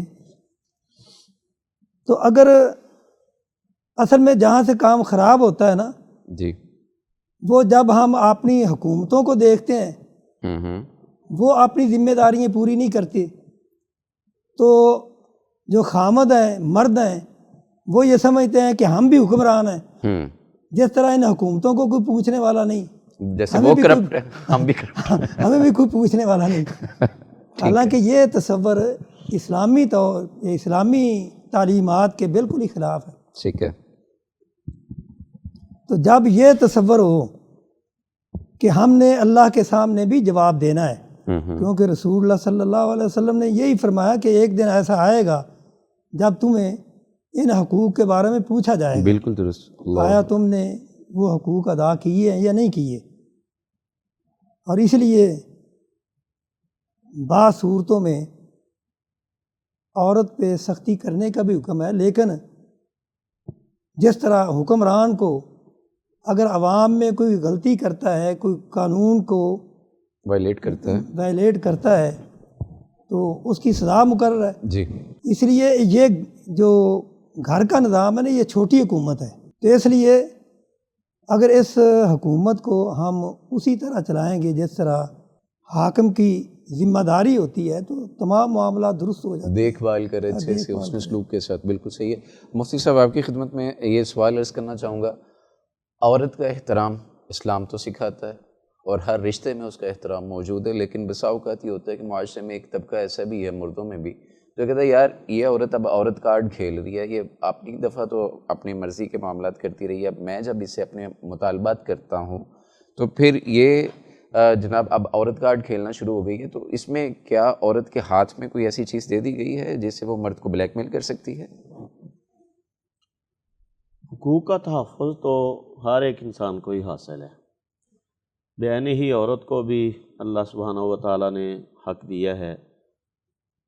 اصول کے طور پہ رب کریم نے یہ بات ارشاد فرمائی ہے کہ مرد کے اور عورت کے حقوق تو برابر ہیں جی، لیکن وَلِلرِّجَالِ عَلَيْهِنَّ دَرَجَةٌ، مرد کو مرتبہ حاصل ہے کہ وہ اس جیسے کہ شیخ محترم فرما رہے تھے کہ یہ ایک چھوٹی گورنمنٹ ہے، تو یہ جو آئلی نظام ہے اس کو چلانے کے لیے حاکم کو حیثیت دینا یہ بہت ضروری ہے۔ تو جب عورت اپنے معیار سے آگے نکلتی ہے، وہ یہ بننا چاہتی ہے کہ میں وہ بنوں جو کہ میرا خاوند ہے، تو اب تب وائلیشن برابری ہوتی پہ ہے۔ آ جاؤں، برابری یہ نہیں، برابری ہے لیکن اس میں نہیں ہے کہ وہ مرد کے حقوق کو استعمال کر کے اور وہ بننا چاہے جو کہ اس کا خاوند ہے، تو وہ اس کا حاکم ہے۔ اللہ سبحانہ و تعالیٰ نے فرمایا کہ وہ تمہارے اوپر خرچ کرتے ہیں اور وہ تمہارے تمام امور کا خیال رکھتے ہیں، اس لیے ان کو ہم نے تمہارے اوپر مرتبہ دیا ہے۔ تو جب اس مرتبے کا وہ خیال رکھے گی تو یقیناً ان کے درمیان اتفاق و اتحاد رہے گا۔ لیکن ساتھ رسول اللہ صلی اللہ علیہ وسلم نے فرمایا کہ تم ان کو اللہ کی امانت کے طور پہ لے کر آئے ہو، بے امان اللہ کی امان کے طور پر لے کر آئے ہو، تو فاتقوا اللہ فی النساء، عورتوں کے حقوق میں اللہ سے ڈر جاؤ۔ جس بندے کے دل میں اللہ کا ڈر ہے وہ یقیناً سمجھے گا کہ اس میں میری جو بیوی ہے وہ حق پر ہے اور میں ناحق ہوں، تو وہ اس معاملے میں خیر کی طرف آئے گا۔ جب وہ ان امور کو ہی نہیں سمجھتا، مرکزی بات تو ڈاکٹر صاحب یہاں پہ یہ ہے کہ آج جتنے بھی ہمارے جو کپل ہیں ان کو اسلامی تعلیمات سے واقفیت ہی نہیں ہے، آئلی زندگی کو سیکھا ہی نہیں جاتا، نکاح سے پہلے خاوند بیوی کے باہمی حقوق کو سمجھا ہی نہیں جاتا جو اسلام نے دیے ہیں۔ تو جیسے کہ نکاح کے امور کا علم نہیں ہے، وہ بھی ہم نے ایک عالم پہ چھوڑ رکھا ہے۔ اگر طلاق یا باہمی ناچاکی ہے تو اس کو بھی انہوں نے اپنی جو طرز حیات ہے اس پہ چھوڑا ہوا ہے، تو کوئی اٹھتا ہے اور وہ یک وقت 3 طلاقیں دے دیتا ہے، اور کوئی عورت اٹھتی ہے تو وہ وکیل کے ہاتھ پہ لگ کر وہ بغیر اس کو اطلاع دیے جو خلا لینے کی کوشش کرتی ہے۔ تو یہ وائلیشن دونوں جانب سے چل رہی ہے، جبکہ اس کا جو زیادہ الزام مرد کو ہی دیا جاتا ہے، تو اس میں دونوں جانب سے تعلیمات اسلام کو جاننے کی ضرورت ہے۔ بالکل صحیح، بہت شکریہ ڈاکٹر صاحب۔ معاشرہ اس وقت بے انتہا ایک عجیب نفسیاتی کشمکش کا اور دباؤ کا شکار ہے، جس کے نتیجے میں عوام کا جوڈیشل سسٹم جو ہے اس کے اوپر بھی اعتماد ویسا نہیں ہے جیسا ہونا چاہیے۔ حکومتی جو اراکین ہیں، ادارے ہیں، ان سے بھی اس کو اختلاف اور اس کے ذہن میں چیزیں ہیں کہ یار یہ چیزیں نہیں ہونی۔ ایسی صورت میں کیا کسی کو یہ حق دیا جا سکتا ہے کہ وہ اپنے حق کے حصول کے لیے قانون کو اپنے ہاتھ میں لے لے، معاشرے کے سوسائٹی کا جو بنایا گیا ہے؟ اور دوسری بات یہ کہ اگر کوئی شخص یہ سوچتا ہے کہ ٹھیک ہے میں نے اگلے کو نقصان نہیں دینا، میں اپنے آپ کو تو نقصان دے سکتا ہوں، تو میں خودکشی کر لیتا ہوں، میری جان چھوٹ جائے گی ان سارے مسائل سے، تو کیا کہیں ایسی کوئی گنجائش بنتی ہے کہ کیا جا سکے؟ 2 الگ الگ میرا خیال موضوعات ہیں جو آپ نے ایک سوال میں ایڈریس کیے ہیں۔ ایک تو موضوع یہ ہے کہ کیا حقوق چھین کے لیے جا سکتے ہیں یا نہیں، اور دوسرا موضوع ہے کہ کیا اپنے حقوق سے دستبردار ہونے کی انتہا اختیار کی جا سکتی ہے کہ نہیں، کہ آپ جو ہے نا وہ بالکل دوسری طرف چلے جائیں اور خودکشی پہ بھی مجبور ہو جائیں۔ بات یہ ہے کہ یہ دونوں باتیں جو ہیں شریعت اسلامیہ میں درست نہیں ہیں۔ جہاں تک مطالبہ حقوق کی بات ہے، یہ ادائیگی فرض ہمارے ذمے ہے۔ میں نے پہلے بھی جیسے عرض کیا، ہمارے ذمے ہے اللہ کے احکام کی پابندی کرنا۔ تو اللہ کے احکام کی جب پابندی آپ کر رہے ہوتے ہیں تو آپ اس وقت دوسروں کے یعنی گویا جب آپ فرائض ادا کر رہے ہوتے ہیں، وہ دوسروں کے حقوق خود بخود ادا ہو رہے ہوتے ہیں۔ بالکل، اور جب آپ دوسروں کے حقوق ادا کر رہے ہیں تو حکم اس بات کا ہے کہ آپ فکر کریں اس بات کی کہ کوئی ایسی چیز تو نہیں جو آپ کے ذمے ہے اور آپ نے دوسرے کو نہیں دی۔ اگر آپ ہر شخص اس فکر میں لگ جائے گا، مثال کے طور پر دیکھیں نا، قرآن کہتا ہے ایتاء ذی القربہ۔ اب ایتاء ذی القربہ کا لفظی معنی ہے رشتہ داروں کو دینا، اور رشتہ داروں کو دینے کا مطلب ون وے ٹریفک چلے گی۔ اب یہاں پہ یہ تو ہے ہی نہیں کہ آپ یہ سوچنا شروع کر دیں کہ میں نے اس کو جو ہے وہ ایک سوٹ دیا تھا گفٹ، اور اس نے ایک عرصہ ہو گیا ہے دیا ہی کوئی نہیں، شکریہ بھی نہیں کہا، دیا ہی کوئی نہیں اس نے، اور آپ نے 2 سوٹ دیے تھے، آپ نے 10 سوٹ دیے تھے، آپ 10,000 روپیہ دیا تھا، وہ آ کے 1,000 روپیہ دے گیا۔ یہ حساب کتاب جو ہے یہ شریعت کا تقاضا نہیں۔ البتہ شریعت کا تقاضا یہ ہے کہ آپ دیتے جائیں، اور پھر جو حقوق کی جامع آیت ہے قرآن حکیم میں، جس کو ہم حقوق العباد کی جامع آیت کہہ سکتے ہیں، جو آیت نمبر 36 سورہ نساء کی، اس میں اللہ کریم نے آغاز کیا ہے توحید سے، اور پھر وبالوالدین احسانہ۔ اچھا، وبالوالدین احسانہ کہہ کے آگے جتنے بھی کمپوننٹ معاشرے کے ذکر کیے ہیں، چاہے وہ یتیم ہیں، چاہے وہ مسکین ہیں، چاہے وہ رشتہ دار ہیں، چاہے مسافر ہیں، اور چاہے ماتحت ہیں، چاہے وہ آپ کا اجنبی ہمسایہ ہے، اچھا جتنے کو ذکر کیا ہے اس احسان کے تحت کیا ہے، جو بالوالدین احسان۔ اور یہ آپ کو معلوم ہے کہ احسان جو ہے وہ عدل سے اگلی سطح ہوتی ہے کہ آپ بس دیتے چلے جائیں۔ اس کا مطلب یہ ہے کہ اسلام ہم سے جو تقاضا کرتا ہے وہ یہ تقاضا کرتا ہے کہ آپ لوگوں کے حقوق ادا کرنے کی فکر کریں، اپنے حقوق کا مطالبہ کرنے کی فکر نہ کریں۔ اور جب ہر شخص شریعت کے احکام کی پابندی کر رہا ہوگا اور حقوق ادا کر رہا، دوسروں کی یعنی اپنے فرائض ادا کر رہا ہوگا، تو دوسروں کے حقوق خود بخود ادا ہو رہے ہوں گے۔ لیکن اگر کوئی معاشرہ ایسا ہو جو استحصال کا معاشرہ ہے، جیسے آپ نے کہا نہ عدالتیں کام کر رہی ہیں، اب کہاں جا کے بات کریں، اس میں بھی بنیادی طور پر تو صبر ہی کرنا چاہیے۔ یعنی کوئی ایسا کام آپ نہیں کر سکتے جو ماورائے عدالت ہو، جو ماورائے قانون ہو، جو آپ کی یعنی آپ کے ماورائے انسانیت ہو۔ دیکھیں نا، ایک وقت ہوتا ہے، ایک لیول ہے۔ ابھی بات ہو رہی تھی حاکم کی کہ گھر میں مرد جو کہ حاکم ہے، تو دیکھیں اس کو آپ یوں دوسرے لفظوں میں کہہ لیجئے، ہر لیول کی قوت نافذہ ہوتی ہے، ہر لیول کی قوت نافذہ۔ اگر تو قوت نافذہ ہے، اس کو بائی حک اور کرک اس کو اپنا حکم نافذ کرنا ہے، قوت نافذہ کا۔ لہذا یہ جو نبی پاک صلی اللہ علیہ وسلم کا فرمان ہے نا، فَلْيُغَيِّرْهُ بِيَدِهِ، غلط ہو رہا ہے تو اس کو پھر وہ تو کچل دے۔ اچھا، اب قوت نافذہ حکومت کے یعنی پورے ملک کی سطح پہ حکومت ہوتی ہے، پھر حکومت کے ادارے ہوتے ہیں۔ گھر کی سطح پہ جو ہے وہ مرد حکمران ہوتا ہے، اور نبی کریم صلی اللہ علیہ وسلم اس کی وضاحت بھی فرمائی جب آپ نے فرمایا کلکم راع وکلکم مسئول عن رعیتہ، تو گھر کی سطح پہ آپ نے فرمایا کہ جو آدمی ہے وہ رجل راع فی بیتہ، وہ اپنے گھر کا حکمران ہے، اور وہ مسئول، اور اس کے بارے میں اس سے سوال پوچھا جائے۔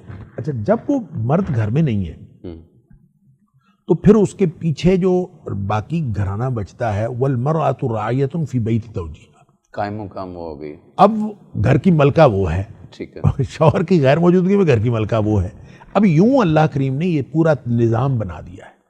اب جب قوت نافذہ رکھنے والے کے اوپر ذمہ داری ہوگی تو وہ کہے کہ میں صبر کرتا ہوں، وہ نہیں کر سکتا، اور جو ماتحت ہے اس کے اوپر ذمہ داری عائد ہوگی تو اس کو صبر کرنا چاہیے۔ وہ پھر جو اگلے 2 لیول ہیں کہ آپ اس کو سمجھائیں، آپ اس کو کہیں، اور یا پھر آپ دل سے برا سمجھیں، یہ اگلے لیول اس شخص کے لیے ہیں جو قوت نافذہ نہیں رکھتا۔ بالکل، جو قوت نافذہ رکھتا ہے اس کو کرنا چاہیے۔ لہذا جو حق حقوق کے معاملات بھی ایسے ہی ہیں، جو گھر کا حکمران ہے یا جو جس بھی جگہ کا حکمران ہے، اس کے ذمے ہے کہ وہ کروائے. اگر وہ نہیں کرواتا تو ذمہ دار وہ ہے. آپ کسی کے ظلم کی، کوئی شخص اگر ظلم کر رہا ہے تو آپ اس کا ظلم آپ کے گناہ کی، آپ کے ظلم کی بنیاد نہیں بن سکتا کہ آپ کہیں کہ دوسرے ظلم کر رہے ہیں لہذا میں بھی کر سکتا ہوں، دوسرے غلط کام کر رہے ہیں میں بھی غلط کام کرتا ہوں. یہ نہیں بن سکتا. آپ اگر قوت نافذہ ہیں تو آپ اس کو امپلیمنٹ کریں گے، اور اگر آپ قوت نافذہ نہیں ہیں تو آپ صبر کریں گے. ہاں کہہ لیں گے زبان سے، آپ بول لیں گے. پورا نظام اس طرح سے درست رہتا ہے. اگر تو لوگ حق حقوق چھیننے کے اوپر تل جائیں تو نظام باقی نہیں رہتا. پھر تو کوئی بھی لیول جو ہے کوئی باقی نہیں رہے گا. ہاں جو مناسب طریقہ، اگر عدالت وغیرہ کام صحیح کر رہی ہے، اگر کوئی اپیل وغیرہ کا انتظام ہے، اگر کوئی بات سننے والا موجود ہے، قانون نافذ کرنے والے ادارے ہیں، پھر یہ ساری باتیں ٹھیک ہیں. لیکن اگر جو قوت نافذہ صحیح کام نہیں کر رہی، مثال کے طور پر آپ کے پاس آپ نے چور پکڑ لیا، چور پکڑ کے آپ کا کام یہ ہے کہ آپ نے قوت نافذہ جو قانون نافذ کرنے والے اداروں کے سپرد کر دیا. اب اگر وہ اس کو چھوڑ دیتے ہیں تو گناہ گار تو وہ ہیں، آپ تو نہیں ہیں. آپ کیوں گلٹی کانشیس ہو رہے ہیں کہ اس کا ہاتھ نہیں کاٹا گیا؟ تو آپ کے گھر میں کلہاڑی موجود بھی ہو، اور یا پھر آپ اس پہ فتویٰ لیں، آپ کے گھر میں کلہاڑی موجود بھی ہو، ٹھیک ہے، اور آپ نے رنگے ہاتھوں چور پکڑا ہو، تو اس چور کے ہاتھ کاٹنے کی ذمہ داری آپ کے اوپر پھر بھی عائد نہیں ہوتی. بالکل درست. اور آپ نہیں کر سکتے اس لیے کہ آپ کی پوزیشن یہ نہیں ہے. آپ زیادہ سے زیادہ قوت قانون نافذ کرنے والے اداروں کو کہہ سکتے ہیں یہ چور ہے، میں نے رنگے ہاتھوں پکڑا ہے، یہ ایویڈنسز ہیں، اس کے ہاتھ کاٹنے چاہیے. وہ اگر نہیں کاٹتے تو نہ صحیح. لہٰذا استحصال کا نظام جس قدر مرضی ہو، جتنا مرضی نظام استحصال کا نظام بن جائے اور لوگوں کے حقوق کا استحصال ہو رہا ہو، یہ اجازت کسی کو نہیں دی جا سکتی کہ وہ اٹھ کے گریبان پکڑ لے، اور گریبان پکڑ کے جب وہ کرے گا تو اس طرح سے فساد پیدا ہوں گے. آپ کو ہاں اگر آپ کو ایسی پوزیشن پہ ہیں تو آپ کے پاس کہنے والی جو پوزیشن باقی ہے، دوسرا لیول جو ہے وہ آپ کے پاس باقی ہے. آپ کہیں، جو لکھ سکتا ہے وہ لکھے، جو کہہ سکتا ہے کہے، جو بول سکتا ہے بولے، اور شائستہ طریقے سے کہے. اب شوہر جو ہے وہ اس کے اگر گھر کے اندر کوئی حق و حقوق کی ڈسٹربنس ہو رہی ہے تو اس کو نافذ کرنا شوہر کی ذمہ داری ہے، بینگ سربراہ. عورت جو ہے اس کے اور شوہر کے معاملات میں کوئی ایسا مسئلہ ہو گیا ہے تو امپلیمنٹ کروانا عورت کا ذمہ دار ہے ہی نہیں، عورت کے ذمہ کہنا ہے. لہٰذا یہ جب ہر شخص اپنے اپنے لیول پہ بات کرے گا تو یہ مسئلہ حل ہو جائے گا. اگر اولاد جو ہے وہ والدین سے امپلیمنٹ کروانے کی کوشش کرے تو پھر ڈسٹربنس پیدا ہوگی. والدین اولاد سے امپلیمنٹ کروانے کی کوشش کریں گے تو پھر معاملہ جو خراب نہیں ہوگا. لہذا ہر ایک کو اپنے لیول پہ کرنا پڑے گا. لہذا استحصال کے آپ کے پہلے سوال کا جواب تو یہ ہوا کہ ہر شخص کو اپنے لیول کے مطابق، اپنی سطح کے مطابق، اپنے اختیار اور معاشرے میں اپنی پوزیشن اور مقام کے مطابق اپنا کردار ادا کرنا پڑے گا. اگر وہ قوت نافذہ ہے تو پھر اس کو پوری طاقت کا استعمال کرنا پڑے گا. اگر وہ قوت نافذہ نہیں ہے تو اس کو پھر وہ میئرز لینے پڑیں گے جو معاشرے میں فساد پھیلائے بغیر لیے جا سکتے ہیں. ادروائز وہ صبر کرے، دوسروں کے گناہ جو ہیں اس کی وجہ سے یہ گناہ گار نہیں ہوگا بلکہ اس کا گناہ بھی ان کے اوپر پڑ رہا ہوگا. دیکھیں جب وہ قابیل نے حابیل کو قتل کرنا چاہا، جو آدم علیہ السلام کے 2 بیٹوں کا ذکر آیا، تو اس نے کہا کہ میں تو دست درازی نہیں کروں گا تیرے اوپر، حالانکہ تو مجھے قتل کر رہا ہے اور تو غلط کر رہا ہے، تو میں تیری طرف ہاتھ بھی نہیں بڑھاؤں گا. کیوں؟ اس لیے کہ میں چاہتا ہوں میرا گناہ بھی تیرے اوپر پڑے، تیرا گناہ بھی تیرے اوپر پڑے. کہ اگر دونوں ایک دوسرے سے لڑیں گے تو پھر اس کے اوپر بھی گناہ آ جائے گا. تو وہ گناہ نہیں. اسی لیے نبی پاک صلی اللہ علیہ وسلم ایسا موقع بھی آتا ہے کہ قاتل اور مقتول دونوں جہنم میں جاتے ہیں. پوچھا گیا مقتول کیسے جہنم میں گیا؟ آپ نے فرمایا اس لیے کہ وہ بھی قاتل کو مارنے کے لیے، اگر اس کا بس چلتا تو وہ بھی مار دیتا. تو اگر دونوں ایک طرح سے پورا استحصال کا نظام کھینچا تانی کا یہ شروع ہو جائے تو پھر سارے مجرم ہو جائیں گے، پورا معاشرہ مجرم ہو جائے گا. اس سے بچنے کے لیے ایک بات تو یہ ہے. اب دوسرا جو آپ نے کہا کہ وہ اگر استحصال میں اپنا کوئی اس طرح سے کھینچا تانی نہیں کر سکتا، زور زبردستی نہیں کر سکتا، تو کیا پھر وہ صبر کرتا پیچھے ہٹتا پھر خودکشی تک آ گیا ہے؟ تو یہ بھی ناجائز ہے. یہ تو بالکل 2 ایکسٹریمز آپ نے بتا دی کہ ایک ایکسٹریم یہ ہے کہ آپ فساد کا باعث بنے، اور دوسرا یہ ہے کہ آپ ودرا کرتے کرتے آپ کے اوپر جتنی آپ کی ذمہ داری ہے، جتنا آپ کے پاس اختیار ہے اتنی ہی ذمہ داری. اور جو جسم ہے نا یہ اللہ کی امانت ہے، اور امانت کو تلف کرنے کا آپ کے پاس اختیار نہیں ہے. امانت کو استعمال کرنے کا آپ کے پاس اختیار ہے. آپ اس کو اختیار کر سکتے ہیں، استعمال کر سکتے ہیں، اور آپ یہ نہیں کر سکتے کہ اس امانت کو استعمال کرتے ہوئے اپنی مرضی کا کریں، یا پھر استعمال کرتے ہوئے آپ ہاں کال آ گئی آپ کی، ٹھیک، میری بات بھی ختم ہو گئی. تو کہنے کی بات یہ ہے کہ ایسا طرز عمل ہرگز نہیں اختیار کیا جاتا. ٹھیک، بہت شکریہ. شیخ صاحب یہ جاننا ہے کہ اللہ تبارک و تعالیٰ نے اور رسول اللہ صلی اللہ علیہ وسلم نے ہمسائے کے حقوق کے حوالے سے بہت زیادہ ذمہ داری لگائی ہے، تلقین کی ہے، اس حوالے سے فرمودات رسول بھی موجود ہیں. میں یہ چاہتا ہوں کہ ہمسایوں کے جو حقوق ہیں، اور آج کل کا یہ جو معاشرہ بالکل آئسولیٹ ہوتا جا رہا ہے کہ ہمسائے کو ہمسائے کا پتہ ہی نہیں ہے، کون آیا کون گیا، کیا ہوا کیا نہیں، تو یہ حقوق کہاں تک ہیں اور آج کی جدید سوسائٹیز کے اندر یہ امپلیمنٹ ہو رہے ہیں کہ یہ ان کو کیا کہیں گے سسپینڈ ہو گئے؟ اسلام نے یہ جو بھائی چارے کا حکم دیا ہے جی، اس پہ عمل ہی اس وقت ہوتا ہے جب ہم اپنے ہمسایوں کا خیال رکھتے ہیں. ٹھیک. لیکن اب ہم جب دیکھتے ہیں بڑی سوسائٹیوں کو جہاں جو اپنے آپ کو ایلیٹ کہتے ہیں، جن سوسائٹیوں میں وہ رہتے ہیں، وہاں تو ہمسایوں کے حقوق کا انہیں علم ہی نہیں. حالانکہ رسول اللہ صلی اللہ علیہ وسلم نے فرمایا کہ تیرا ہمسایہ تیرے ظلم سے محفوظ رہے. تو یہ ایمان کی نشانی ہے. اور اسی طرح حضرت ابو ہریرہ رضی اللہ تعالیٰ عنہ فرماتے ہیں کہ رسول اللہ صلی اللہ علیہ وسلم ہمیں ہمسایوں کا حقوق کا اتنی تلقین کرتے کہ ہم یہ سمجھتے کہ شاید ہمسایوں کو ہماری وراثت سے بھی حصہ ملے گا. اور اسی طرح رسول اللہ صلی اللہ علیہ وسلم کا اپنا بھی فرمان ہے کہ جبرائیل مجھے اتنی تلقین کرتے ہمسایوں کے بارے میں، تو میں یہ سمجھتا کہ شاید یہ کہیں ایسا نہ ہو کہ ان کو وراثت کا حقدار نہ بنا دیا جائے. تو ہمسایوں کے حقوق تو ہیں، اور اگر ہم ہمسایوں کے حقوق کا خیال رکھیں گے تو ہمارا معاشرتی نظام جو ہے وہ بہتر ہوگا. یہ جو حکم ہے کہ انما المؤمنون اخوہ، جی،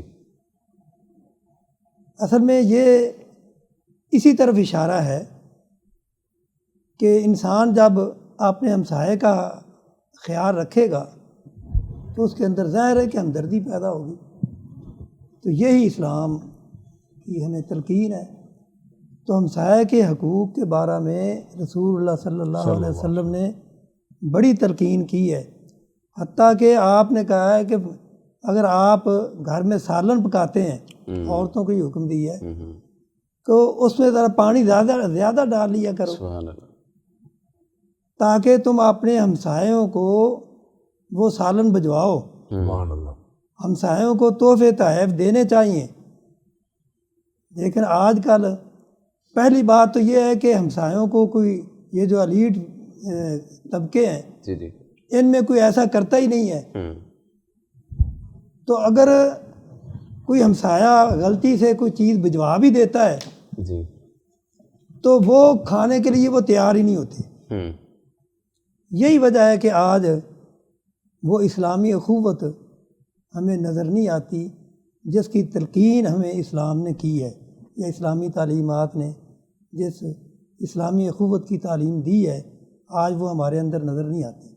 اس کی سب سے بڑی وجہ یہ ہے کہ جو اصول رسول اللہ صلی اللہ علیہ وسلم نے بتائے ہیں ہمسایوں کے ساتھ اچھا سلوک کرنے کے، ہم ان پہ عمل ہی نہیں کرتے. بالکل صحیح. تو جب ہم ان اصولوں کو نہیں اپنائیں گے، یہ بات ہر آدمی کو یا ہر مسلمان کو تو یہ ذہن میں رکھنی چاہیے کہ جو اللہ کے رسول ہیں وہ اللہ کے نمائندے ہوتے ہیں، بے شک، اور وہ وہی حکم دیتے ہیں جو اللہ کی طرف سے آیا ہوتا ہے. تو لہذا گویا کہ ہمسایوں کے ساتھ اچھا سلوک کرنے کا اگر آپ نے حکم دیا ہے، ان کو اس طرح تحفے تحائف دینے کا حکم دیا ہے، تو یہ اللہ کی طرف سے حکم ہے تاکہ معاشرے میں انسانوں کے درمیان محبت اور الفت پیدا ہو. بالکل صحیح. بہت بہت شکریہ. بڑی نواز مفتی صاحب، آپ کو شامل گفتگو کروں گا ایک سوال کے ساتھ، اور وہ یہ ہے کہ مارکیٹوں میں اور کاروباری جگہوں پہ، مراکز میں، یا جہاں پہ ہمارے ملازمین ہوتے ہیں، ان کے حقوق کیا ہیں؟ عمومی طور پہ یہ بھی دیکھا گیا ہے کہ چیریٹی تو کی جا رہی ہے لیکن جو اپنا ملازم رکھا ہوا ہے اس کو بنیادی اس کی جو ضروریات ہیں اس کے پورا کرنے کے لیے بھی وہ نہیں دی جا رہی. تو کیا چیریٹی ایک الگ چیز ہے اور ہمسائے کے لیے جو اجرت طے کر لی اپنے ملازم کے لیے جو اجرت وغیرہ طے کر لی ہے وہ ایک الگ چیز ہے یا اس کے ساتھ احسان کیا جا سکتا ہے؟ اللہ سبحانہ و تعالیٰ نے تو احسان کا ہی حکم دیا ہے، لیکن جو حق ہے وہ تو ادا کرنا فرض ہے. جو اس کے ساتھ طے کیا ہے وہ فرائض میں سے ہے، وہ ادا کرنے کے بغیر وہ اپنی ذمہ داری سے نہیں نکلے گا. جس آدمی نے کسی کو ملازم رکھا ہے اس کا جو تنخواہ ہے یا اس کا یومیہ ہے طے، وہ اس کو وہ ادا نہیں کرے گا تو وہ اس نے اپنا فرض ادا نہیں کیا. اس کے حوالے سے رسول اللہ صلی اللہ علیہ وسلم کا حکم ہے کہ آپ اپنے مزدوروں کے حقوق کو ان کے وقت پہ ادا کرو. اور رہا ان کو جو زائد دینا تو یہ احسان ہے. تو نبی کریم صلی اللہ علیہ وسلم نے اس کے حوالے سے ترغیب دلائی ہے امت کو کہ آپ اپنے ملازمین کے ساتھ احسان کرو. جیسے کہ آقا علیہ الصلوۃ والسلام نے فرمایا اگر تمہارا غلام تمہارے لیے کھانا بنا کر لاتا ہے تو وہ تو مزدوری کے عوض اس نے آپ کا کام کیا ہے، لیکن آپ اس کھانے میں سے بھی اس کو کچھ حصہ دے دو کہ وہ اس کی جو گرمی کا، اس کے دھوئیں کا اس نے ساری تکلیف اٹھائی ہے تو اس کے عوض آپ اس کو کچھ دے دو یا اس کو اپنے ساتھ بٹھا کر کھلا لو. تو یہ بڑی سطح پہ رواداری ہے. تو آج جو استحصال ہو رہا ہے اس میں اصل میں یہ بات مرکزی ہے کہ ہم ہمارے جو بڑے جو ایلیٹ طبقے ہیں وہ ان کو اپنے برابر کا انسان ہی نہیں سمجھتے، وہ بلکہ ان کو انسان ہی نہیں سمجھتے. اپنے ساتھ بٹھانا کھلانا یہ تو بڑی دور کی باتیں ہیں.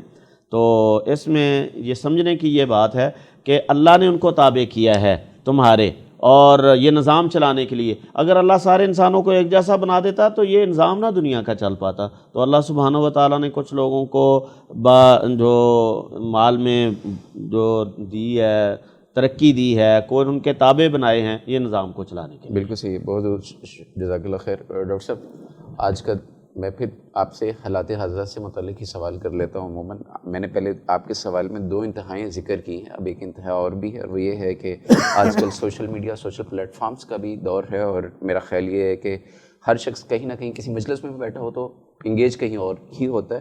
ایسی صورت میں زبان کی حفاظت، کردار کشی کرنا، اور اس طرح جو سوشل میڈیا ٹرائل ہوتے ہیں اور یا کریکٹر اسیسینیشن، اس طرح کی وہ جو چیزیں ہیں، اسلام نے عزتوں کی تحفظ یا عزتوں کی وہ جو پروٹیکشن ہے اس کا کہاں تک حکم دیا ہے اور اس میں کیا کیا داخل ہے؟ اس حوالے سے کتنی احتیاط کرنی ہے؟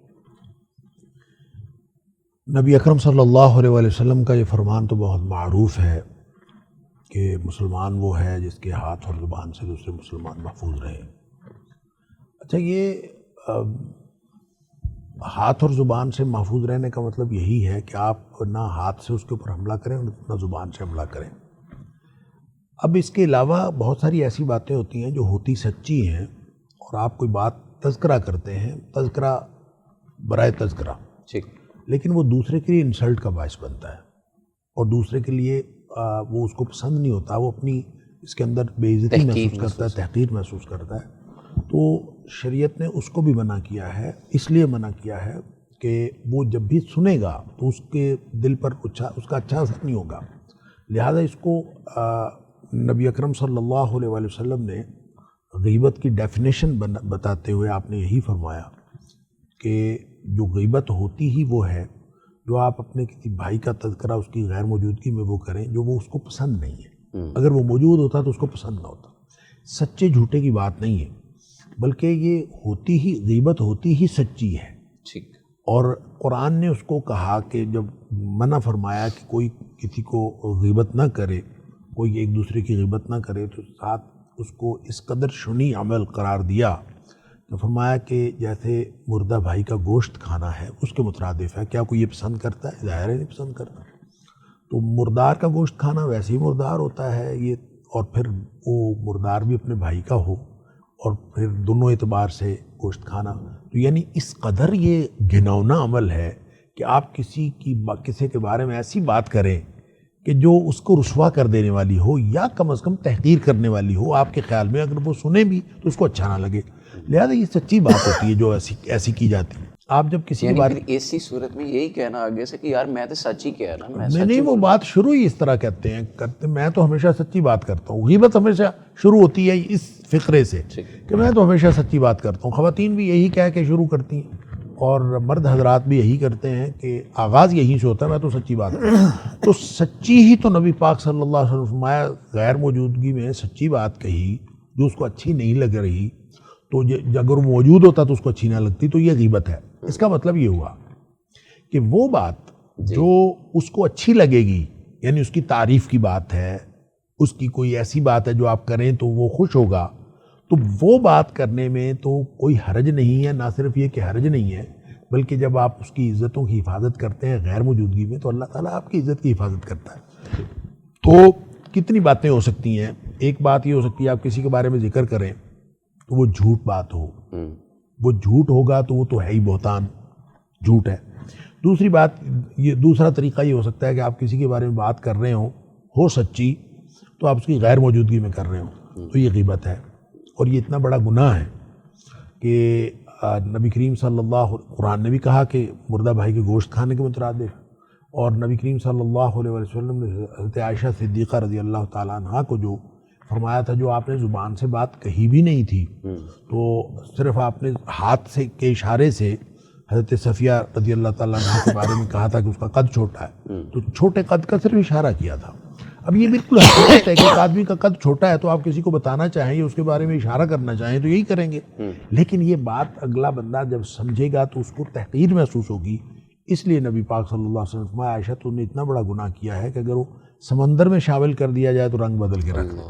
اچھا، اس کا مطلب یہ ہوا کہ یہ ایک چھوٹی سی جو غلطی ہے غیبت کے نام پر، یہ معاشرے کے اوپر بہت بڑے اثرات مرتب ہوتے ہیں. آپ نے جس شخص کی غیبت کی ہے اس کو ساری زندگی نہ پتہ چلے کہ آپ نے اس کی غیبت کی ہے، لیکن آپ کے تعلقات کے اوپر اس کا اثر ضرور پڑے گا، کیونکہ یہ معاشرے کو گدلا کر کے رکھ دیتی ہے.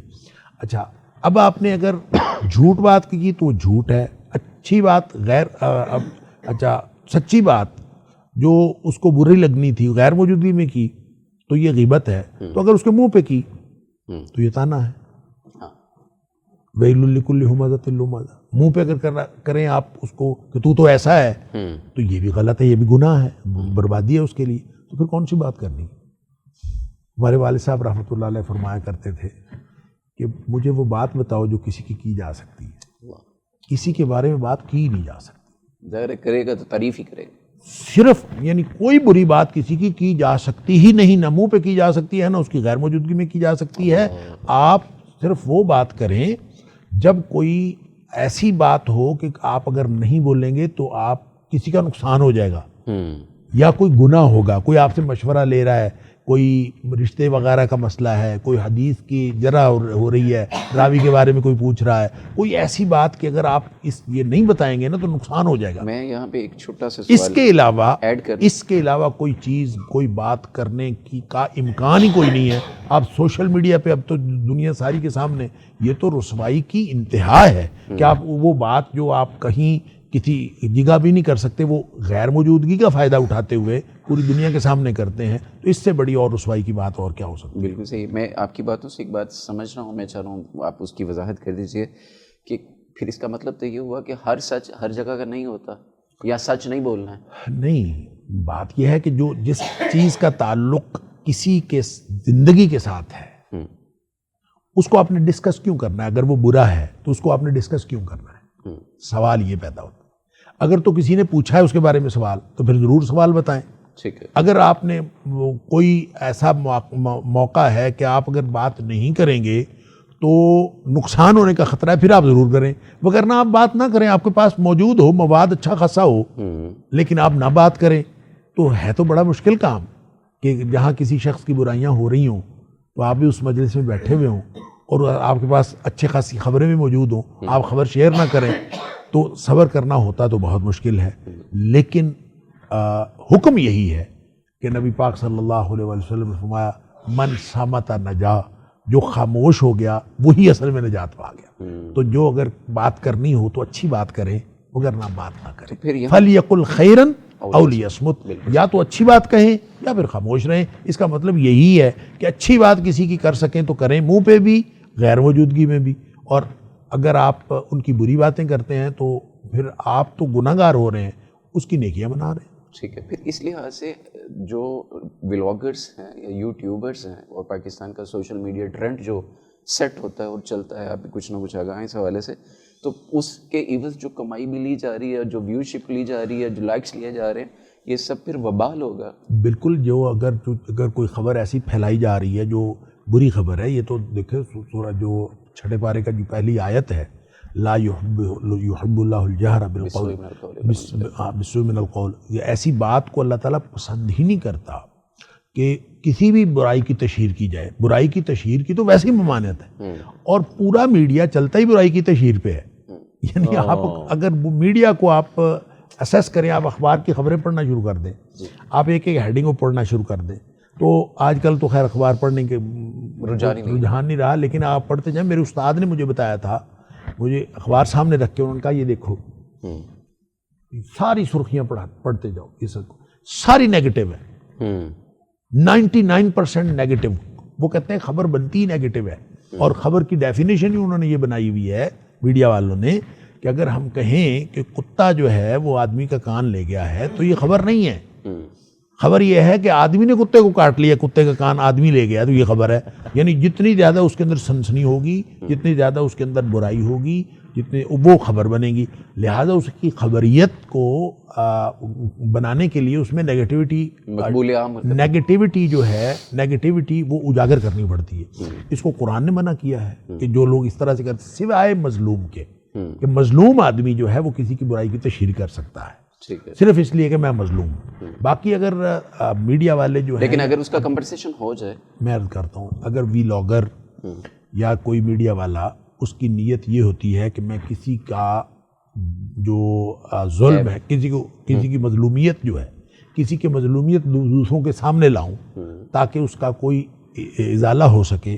اگر کوئی اس نیت سے کرتا ہے تو یہ اس کی نیت کے اوپر ڈیپینڈ کرتا ہے، اس کا اس کو اجر بھی مل سکتا ہے.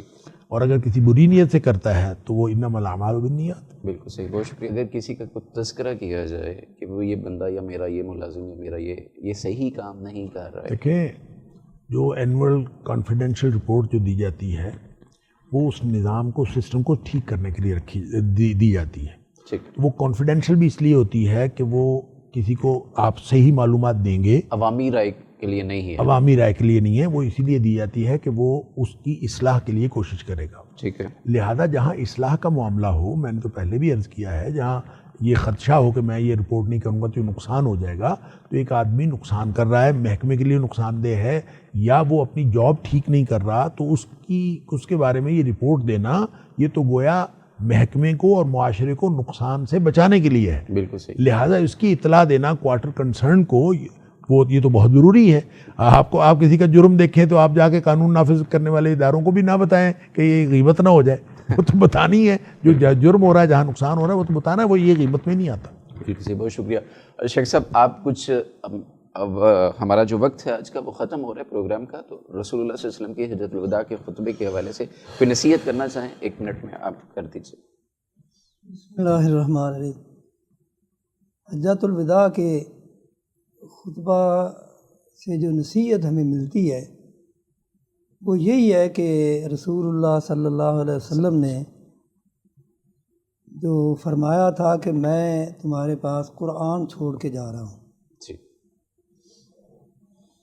اور اس پہ عمل کرو، تم گمراہی سے بچ جاؤ گے.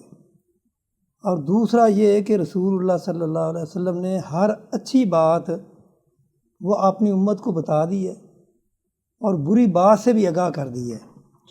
لہذا ہمارے لیے یہ ضروری ہے کہ جو کچھ رسول اللہ صلی اللہ علیہ وسلم نے ہماری رہنمائی کی ہے، ہم اپنی زندگییں اسی کے مطابق گزاریں. یہی ہمارے لیے بھلائی ہے، اور اسی میں ہماری معاشی ترقی بھی ہے اور اخروی فائدہ بھی ہے. بالکل صحیح، انشاءاللہ. بہت شکریہ. مفتی صاحب، آپ کچھ شامل کرنا چاہیں گے اختتامیہ؟ جی، اس میں جو عشرہ ذو الحجہ ہے، یہ برکات عشرہ ذو الحجہ کے حوالے سے پروگرام ہو رہا ہے، تو ہمیں اس میں نبی کریم صلی اللہ علیہ وسلم کے فرامین کو سامنے رکھنا چاہیے کہ یہ سب سے زیادہ افضل دن ہیں، اور ان کے جو عمل ہیں وہ اللہ کو سب سے زیادہ محبوب ہیں، تو اس میں زیادہ سے زیادہ آپ نے فرمایا فَأَكْثِرُوا فِيهِنَّ مِنَ التَّحْلِيلِ وَالتَّسْبِيحِ وَالتَّكْبِيرِ سبحان اللہ والحمد للہ ولا الہ الا اللہ واللہ اکبر کو کثرت سے اس میں پڑھنا چاہیے۔ اور اسی طرح نمازوں میں اگر سستی ہے تو اس کو درست کرنا چاہیے، کیونکہ قربانی کے عمل کے لیے ہم جا رہے ہیں تو وہ تو سنت مؤکدہ ہے، اور جو فرض ہیں فرائض ہیں امت اس میں سستی کی طرف جو ہے نا جا رہی ہے، تو ہمیں اس کو بہتر کرنے کے لیے پوری طرح سے مستعد ہونا چاہیے۔ بہت شکریہ محترم ڈاکٹر صاحب، ون لائنر اسٹیٹمنٹ۔ دیکھیں پورا نظام، جیسے میں نے شروع میں عرض کیا تھا کہ اس کی حیثیت خطبہ حجۃ الوداع کی، نبی پاک صلی اللہ علیہ وسلم کی الوداعی تقریر کی، ایک ایسا لیڈر جو پورا نظام تبدیل کر چکا ہے، اور نظام میں جو جہالت کی بنیاد پر ایک سسٹم قائم ہوا تھا اس کا نام تھا جاہلیت۔ وہ نبی کریم صلی اللہ علیہ وسلم جب قرآن آیا، علم آ گیا، تو جہالت تو ختم ہو گئی، جاہلیت ختم نہیں ہوئی۔ جاہلیت ختم کرنے کے لیے نبی پاک صلی اللہ علیہ وسلم کو 2 عشروں سے اوپر وقت لگ گیا، اور آپ نے محنت کی، اور جب یہ خطبہ حجۃ الوداع کے موقع پر آپ نے فرمایا کہ الا ان امر الجاہلیت تحت قدمیہ، کہ آج جو ہے وہ جاہلیت کے سارے امور میرے قدموں کے نیچے ہیں، تو اس کا مطلب یہ ہے کہ نبی کریم صلی اللہ علیہ وسلم نے پوری کامیابی سے اس نظام کی کایا پلٹ کی جو جہالت کی بنیاد پر جاہلیت کا نظام تھا، اور اس کایا پلٹ کو اب کامیابی سے ڈیلیور کر کے جب اس دنیا سے تشریف لے جا رہے ہیں تو الوداعی تقریر فرما رہے ہیں۔ تو ہمیں اسی نظام کو اپنانا ہوگا اگر ہم جاہلیت سے بچنا چاہتے ہیں، وگرنہ جدید ترین دور میں بھی جاہلیت کا نظام ہو سکتا ہے اگر ہم اس نظام کے مطابق وہ نہیں چلائیں گے۔ بالکل صحیح، بہت شکریہ۔ ناظرین کرام، آج کی گفتگو کا خلاصہ یہ ہے کہ اگر آپ کو زندگی میں کامیابی چاہیے تو ماڈرنزم کے اس دور کے اندر رسول اللہ صلی اللہ علیہ وسلم کے جو فٹ پرنٹس ہیں ان کے اوپر عمل کرنا ہم سب کے لیے لازم اور ذمہ داری ہے۔ اپنا بہت خیال رکھیے، اللہ تبارک و تعالیٰ آپ کی زندگی میں امن، سکون، اطمینان کا نزول فرمائے، آپ کی اولاد کو آپ کے لیے نیک بنائے، اللہ تبارک و تعالیٰ آپ کو آپ کے والدین کے لیے قابل فخر صدقہ جاریہ بنائے، قابل فخر سرمایہ بنائے۔ بہت شکریہ، بڑی نوازش، انشاءاللہ آپ سے ملاقات ہوتی ہے کل، تب تک کے لیے السلام علیکم ورحمۃ اللہ وبرکاتہ۔ لبيك اللهم لبيك لبيك لا شريك لك لبيك إن الحمد والنعمة لك والملك لا شريك لك لبيك اللهم لبيك لبيك لا شريك لك لبيك إن الحمد والنعمة لك والملك لا شريك لك